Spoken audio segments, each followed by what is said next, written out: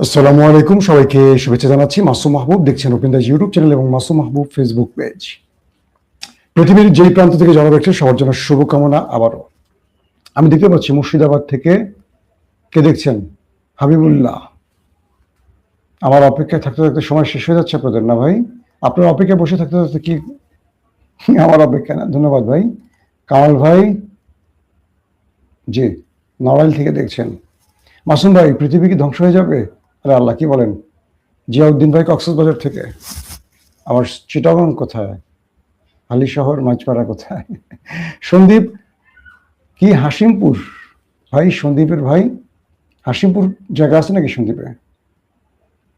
দর্শক, বেশ কিছু গুরুত্বপূর্ণ খবর আছে, আপনারা সংযুক্ত হন সেজন্য। প্রথমে হরিশপুর, সন্দীপ হরিশপুর থেকে, জি। বেশ কিছু গুরুত্বপূর্ণ খবর দেব আপনাদেরকে রাতের সেশনে। আমি চাই একটু বিশ্লেষণটা বেশি রাখতে, আর যে বিশ্লেষণের মাধ্যমে আপনারা যুদ্ধের সিনারিটা বুঝতে পারবেন। আমি আপনাদের মোটামুটি কমেন্ট দেখছিলাম, আপনারা কে কি প্রশ্ন করছেন, কে কি করছিলেন সেটা আমার চোখে পড়ছিল। আমি চেষ্টা করবো সেই প্রশ্নের উত্তরগুলো আমার ভিডিওর মধ্যে রাখার জন্য। রোহিঙ্গা ক্যাম্প থেকে দেখছেন এক ভাই, ওকে। মার্কিন প্রেসিডেন্ট ডোনাল্ড ট্রাম্প সবচেয়ে বড় বিপদে আছেন এই সময়, কারণ মার্কিন পার্লামেন্টে তার ব্যাপারে নতুন করে একটা বিল বা একটা বড় পরিবর্তনের আভাস পাওয়া গেছে। ডেমোক্রেট শিবির থেকে একটি সংশোধনী আনা হয়েছে মার্কিন পার্লামেন্টে, 25তম সংশোধনী যেটাকে বলা হয়। সেখানে রাষ্ট্রপতিকে অক্ষম দেখিয়ে কান ধরে বিদায় করে দেওয়া যায়। অর্থাৎ খোদ মার্কিন যুক্তরাষ্ট্রের ভেতরে ট্রাম্পকে নিয়ে এখন নাড়াচাড়া শুরু হয়ে গেছে। ডেমোক্রেট শিবিরে একটা বড় ধাক্কা ইতিমধ্যে খেয়ে গেছেন ট্রাম্প, এবং রিপাবলিকদের মধ্য থেকে যদি সংখ্যাগরিষ্ঠ ট্রাম্পের বিরুদ্ধে দাঁড়ায় তবে তিনি বিদায় নিতে যাচ্ছেন। একদম খোলামেলা কথা। কি হচ্ছে বিষয়টা? 25তম সংশোধনী কি বলছে মার্কিন সংবিধানের? কোন প্রেসিডেন্ট যদি অক্ষম হন, অক্ষমের ক্রাইটেরিয়াটা কি? অর্থাৎ মার্কিন পার্লামেন্ট বা মার্কিন ইস্টাবলিশমেন্ট বা মার্কিন সিস্টেম, যেটা ডেমোক্রেটরা নতুন করে সংশোধনীর প্রস্তাবটি এনেছে যে ট্রাম্পকে সরাবার জন্য, সেখানে বলা হয়েছে 4 জন ডাক্তার, 4 জন মনোবিজ্ঞানী বা মানসিক ডাক্তার, 4 জন রাষ্ট্রের সাবেক গুরুত্বপূর্ণ কর্তা ব্যক্তি, পলিটিশিয়ান হতে পারে, সেটা কি বলবো, সেক্রেটারি, অর্থাৎ মানে সরকারি কোনো উপরস্থ ব্যক্তি হতে পারে। এরকম করে 4 জন, অর্থাৎ 4টে সেক্টর থেকে 4 জন করে ব্যক্তি ডোনাল্ড ট্রাম্পের সকল বিষয় তথ্য উপাত্ত নিয়ে তারা সিদ্ধান্ত নেবেন তিনি অক্ষম নাকি সক্ষম। একজন ব্যক্তি, মার্কিন প্রেসিডেন্ট, তিনি এই মুহূর্তে পৃথিবীর সবচেয়ে পাওয়ারফুল ব্যক্তি হিসেবে যাকে বলা হচ্ছে, তার সক্ষমতা অক্ষমতা নিয়ে তার দেশের পার্লামেন্ট সদস্যরা বসে গেছে। তার মানে এই লড়াইতে আমেরিকা কত বড় পরাজিত হয়ে গেছে। বলা হচ্ছে মার্কিন প্রেসিডেন্ট সাম্প্রতিক যে কথাগুলো বলেছেন, ইরানকে তিনি ধ্বংস করে দিবেন, গুড়িয়ে দিবেন, সভ্যতা থেকে মুছে ফেলবেন, এই যে বক্তব্যগুলো, এগুলো মার্কিন নীতি বিরোধী বক্তব্য।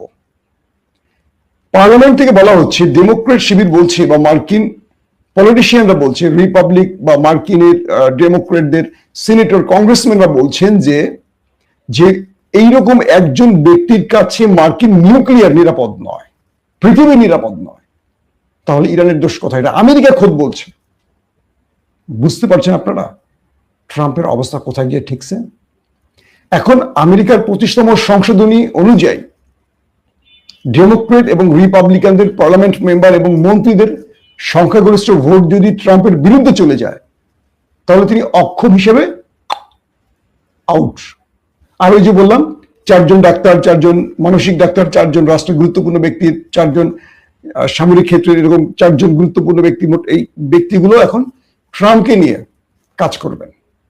তার মানে ট্রাম্প অভিশংসন বলি বা অক্ষম হিসেবে বলি, সবচেয়ে বড় চাপে পড়তে যাচ্ছে, বা তার রাজনীতির ক্যারিয়ার এখন হুমকিতে। এর আগে 24 সালে, মেবি 24 নাকি তার আগে, যখন মিস্টার জো বাইডেন ছিলেন, তাকে নিয়েও এই বিষয়টি উত্থাপন করেছিল এই ডেমোক্রেট না রিপাবলিক বাই ট্রাম্প। সেই ট্রাম্প এখন নিজে অক্ষম হিসেবে আবারও পার্লামেন্টে দাঁড়িয়ে গেছেন। মার্কিনীদের একটা বিষয় মনে রাখতে হবে, তাদের প্রেসিডেন্টকে এখন অক্ষম বলা হচ্ছে। তার মানে আমেরিকার জন্য তিনি কখনো কল্যাণকর নন। নাম্বার 2, ট্রাম্প গতকালকে বলেছিলেন আমার বন্ধু শি জিনপিং, আমার বন্ধু। আহা হা, বন্ধু, আরে বন্ধু, কত প্রিয় বন্ধু। বন্ধু শোনেন কি করছে,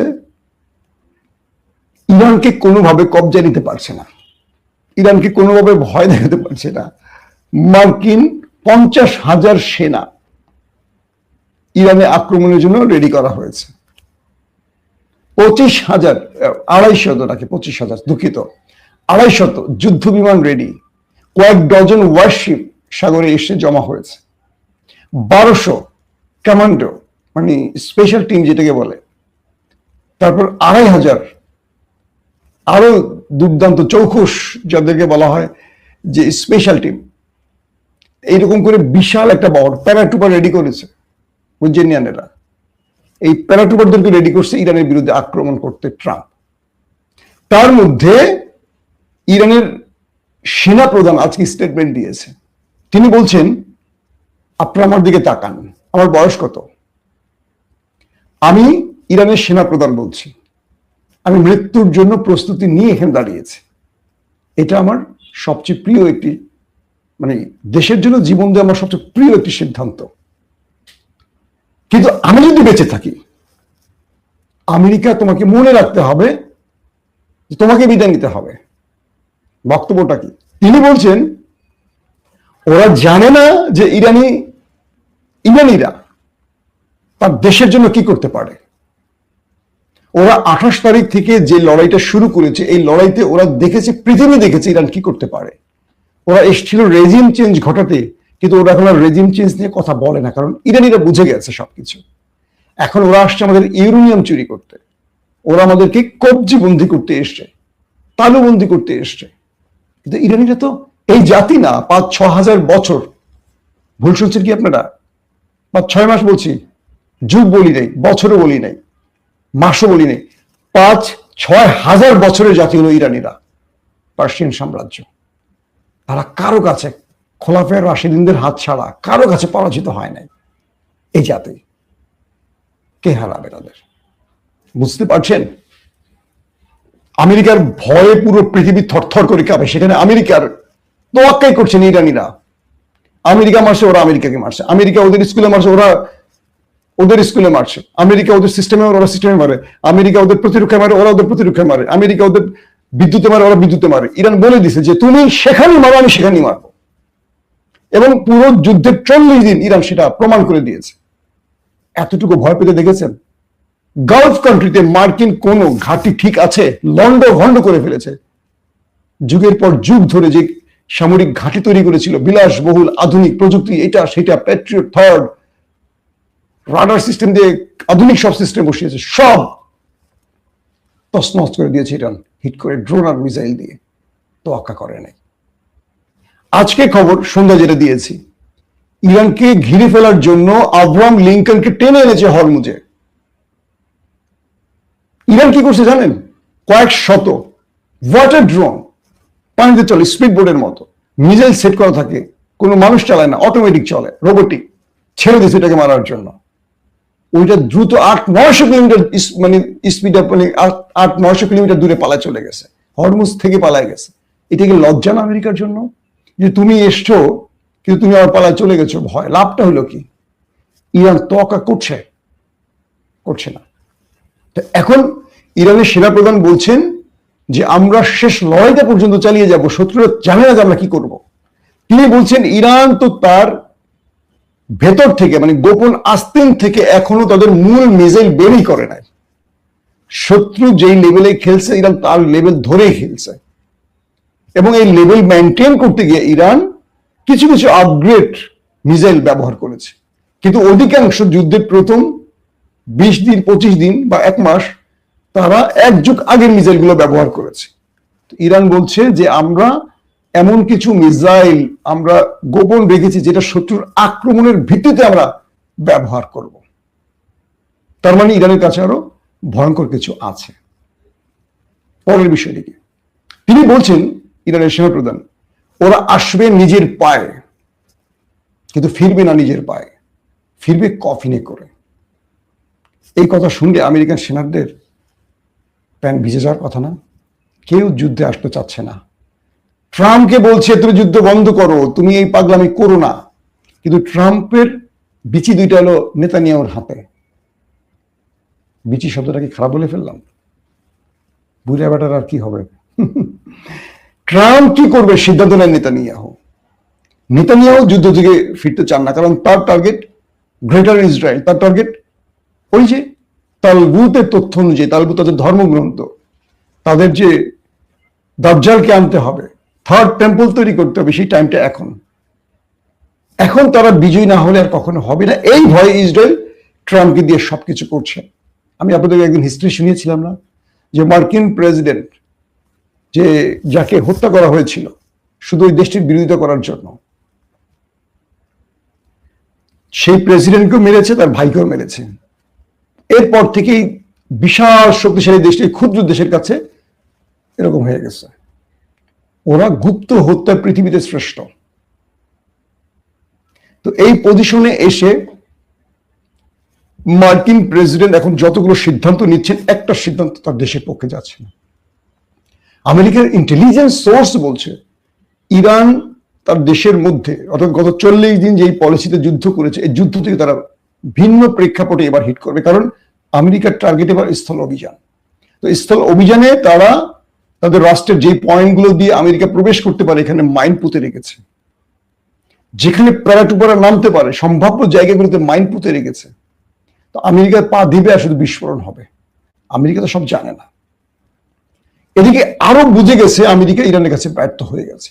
আরব এখন ইরানের সাথে সমঝোতায় ব্যস্ত হয়ে গেছে। মার্কিন যুক্তরাষ্ট্রের সবচেয়ে বড় মিত্র সৌদি আরবের ক্রাউন প্রিন্স মোহাম্মদ বিন সালমান বা তার পররাষ্ট্রমন্ত্রী কি বলেছে? আমরা ইরানের সাথে বন্ধুত্বপূর্ণ সম্পর্ক চাই, প্রকাশ্যে বলেছে। কখন? যখন ট্রাম্প আমেরিকার সাথে ইরানের লড়াই বাড়ছে এবং আমেরিকা গালফ কান্ট্রি ব্যবহার করছে। ইরান 2 দিন আগে জাতিসংঘে আরবের বিরুদ্ধে লিখিত অভিযোগ করছে এবং তাদের ক্ষতিপূরণের আবেদন করে আসছে। এই ইরান পুরো আরবের কাছ থেকে বিলিয়ন বিলিয়ন ডলারের ক্ষতিপূরণ চেয়েছে তার দেশে হামলার জন্য। একসাথে কয়টা অ্যাঙ্গেলে খেলছে আরবদের সাথে, আমেরিকার সাথে, ইসরায়েলের সাথে। ইতিমধ্যে গুরুত্বপূর্ণ আরো দুটো খবর পাওয়া গেছে। এক, রাশিয়ার পররাষ্ট্রমন্ত্রী সার্গেই ল্যাভরভ তিনি চীন সফরে গেছেন, শি জিনপিং এর সাথে বৈঠক করেছেন। বলা হচ্ছে মের মাঝামাঝি ভ্লাদিমির পুতিন শি জিনপিং এর সাথে বৈঠকে আসবেন। খেলা কিন্তু জমে উঠছে। অন্যদিকে দেখেন, সার্গেই ল্যাভরভ তিনি শি জিনপিংকে রাশিয়ার বার্তা দিয়ে দিয়েছেন যে ইরানে যদি আমেরিকা স্থল অভিযান চালায়, রাশিয়ার সিদ্ধান্ত কি হবে এটি চীন জেনে গেছে। তার মানে এই দুটো রাষ্ট্র নিয়ে পথ্যের যে খেলাটা খেলছে, এটাকে এখন অন্য স্টাইলে খেলবে। আজকের পরে ধরেন ট্রাম্প ইরানের ধোলাই খেয়ে বা ইরানের কাছে নাক কাটা যাওয়ার কারণে এখন তিনি ইরানের মিত্র, তার চিরশত্রু রাশিয়া এবং চীনের সাথে ট্রাম্প এখন বন্ধুত্ব করতে চান। তাই কালকে বলেছিলেন আমার বন্ধু শি জিনপিং তিনি আমাকে বুকে জড়াবার জন্য অপেক্ষা করছে। আহা, বুকে জড়ানোর কথা শুনে না মনটা খারাপ হয়ে গেল। বুঝছেন মিয়ানেরা?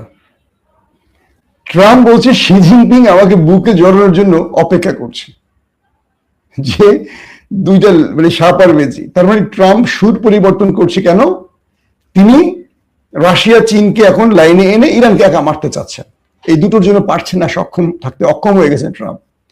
কিন্তু মিস্টার ভ্লাদিমির পুতিনের সাথে শি জিনপিং এর বৈঠকের পরপরই ডোনাল্ড ট্রাম্পের একটি বৈঠক নির্ধারিত হচ্ছে। অর্থাৎ এই 3 রাষ্ট্রনায়কদের মধ্যে একটা বৈঠক হচ্ছে, হয়তো আলাদা হবে। ধরেন আজকে তো সার্গেই ল্যাভরভের সাথে হয়ে গেছে রাশিয়ার পররাষ্ট্রমন্ত্রী, মের মাঝামাঝি হবে ভ্লাদিমির পুতিনের সাথে, এর পরপরই হবে আমেরিকার প্রেসিডেন্টের সাথে শি জিনপিং এর বৈঠক। অর্থাৎ পৃথিবী ভিন্ন ব্লকে এগুচ্ছে, ভিন্ন ব্লকে ভিন্ন সুরে ভিন্ন জোটের দিকে এগুচ্ছে। বলা হচ্ছে আরবদের যদি সুস্থ মস্তিষ্ক আল্লাহ দিয়ে থাকে, তারা তো জানে, যেমন সৌদি আরব বুঝে গেছে যে গ্রেটার ইসরায়েল তৈরিতে ইসরায়েল যা কিছু করছে এটা নেক্সট টার্গেট সৌদি আরব হবে, আর তারা কিছু করতে পারবে না। তাই তারা এখন নিজের স্বার্থের প্রয়োজন হলেও ইরানকে সমর্থন দেবে। হয়তো এই কাজটা এখন তুরস্ক আর পাকিস্তান করে দিচ্ছে।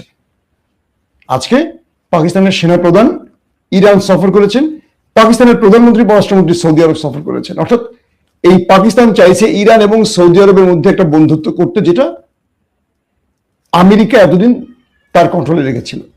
পাশাপাশি এরদোয়ানের সাথে এখন হার্ড লাইনে ফাইট চলতেছে নেতানিয়াহুর।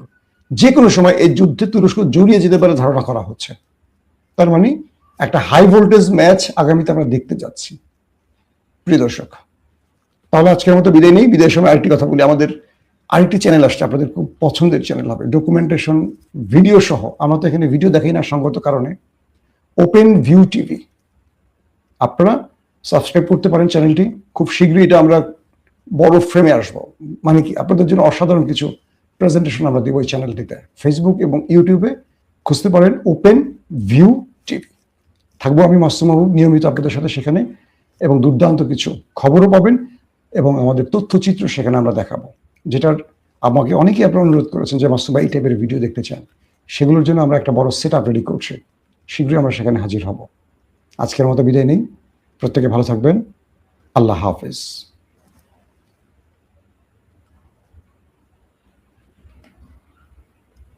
ওপেন দাইস মানে সত্যকে সত্য বলা, মিথ্যেকে মিথ্যে বলা। আমরা শোনা কথা নয়, চোখে যা দেখি তাই বলি।